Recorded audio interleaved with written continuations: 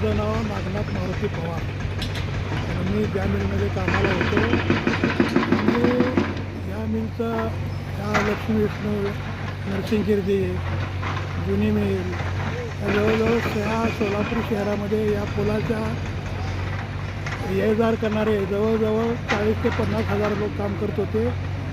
हळूहळू हे पूल जवळजवळ जुना झाल्यामुळं ब्रिटिश काळामध्ये बांधलेला असल्यामुळं 103 वर्षाखालचा पूल आज कुठंतरी डगबग करायल्यामुळं सरकारनं त्याचा निर्णय घेतला की हा पूल पाडून नवीन बांधायचा आणि त्याचं काम सध्या चालू झालेलं आहे. काय आठवणी सांगता येतील तुम्हाला? मित्रांनो, हे आम्ही जवळजवळ माझ्या लहानपणापासून अगोदर माझ्या जन्माच्यासुद्धा अगोदर हा पूल बांधलेला आहे. हा पूल आम्ही प्रत्यक्ष बघितलेला आहे आणि या भागातल्या मी कामगार युनियनचा जनरल सेक्रेटरी असल्या राष्ट्रीय युनियन कामगार संघाचा जनरल सेक्रेटरी असल्यामुळं त्याचा संपर्क जादा आल्यामुळं या भागामध्ये आमचं येणं जाणं राहायला आम्ही दमननगरला असल्यामुळं या भागामध्ये या गिरणी कामगाराच्या आठवणी या पुलावरनं आज आम्हाला असं दुःख होतं आहे, परंतु नाइलाज आहे. या दुःखालासुद्धा सावरून नवीन एक चेतना निर्माण करायचं सरकारनं जे काम घेतलं त्याच्याबद्दल आम्हाला आनंद आहे आणि ही पूल लवकरात लवकर चालू व्हावं असं मी विनंती करतो. त्यावेळेस आपण कामावरनं येत असताना जात असताना या पूल तुम्हाला आठवणीचा साक्षीदार असायचा. इंग्रजांच्या काळात म्हणजे ब्रिटिशकालीन हा पूल आहे. त्यावेळेस या पुलाच्या आजूबाजूला काही दुकानं होती का? रेल्वे कशा पद्धतीनं असायच्या? रेल्वे पहिले लाईट नव्हती, पहिले ते कोळशावर चालणारे इंजिनं होते. नंतर हळूहळू बदल झाल्यामुळं हा इलेक्ट्रिक झाल्यामुळं ह्या पुलाच्या त्यांना अडचणी होत होत्या.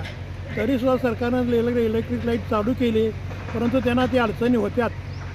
परंतु येणं जाणारं वाहतूक वाढल्यामुळं लोकसंख्या वाढल्यामुळं या भागातले मोठी जड वाहनं जास्त यायल्यामुळं हा पुलाला धोका निर्माण होईल असं 100% जेव्हा खात्री झाली तेव्हा हा निर्णय घेण्यात आलेला आहे.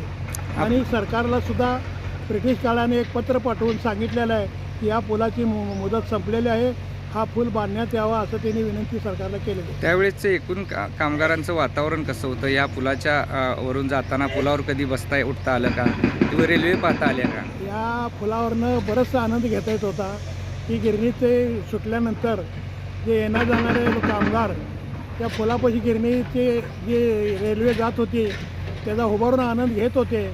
परंतु पुढं धोका निर्माण व्हायल्यामुळं ते सुद्धा सगळं बंद झाल्यामुळं हा पूल पाडण्याचा निर्णय सरकारने घेतला. हो, त्या काळात गिरणी कामगार मोठ्या प्रमाणावर होते. जवळपास आपण सांगितल्याप्रमाणे 30-40 हजार कामगार होते. या पुलावरती काही विक्रीसाठी काही खेडेगावचे लोक येणारे, भाजीपाला घेऊन येणारे, व्यापारी फिरणारे लोक, गाड्या, फळभाज्या हे सर्व इकत या पुलाच्या आजूबाजूला सगळे थांबत होती, गर्दी थांबत होती. त्यामुळं गजबजलेला राहायचा नेहमी हा भाग. परंतु आता अलीकडे गिरणी कामगार गिरण्या बंद पडल्या, रहदारी बंद झाली, पण जड वाहनाचा रहदारी वाढल्यामुळं हा पुलाला धोका निर्माण झाला. त्यावेळेस आठवडी बाजार इथं भरत होता अशी एक आठवण आहे. नाही, ते आठवण नाही.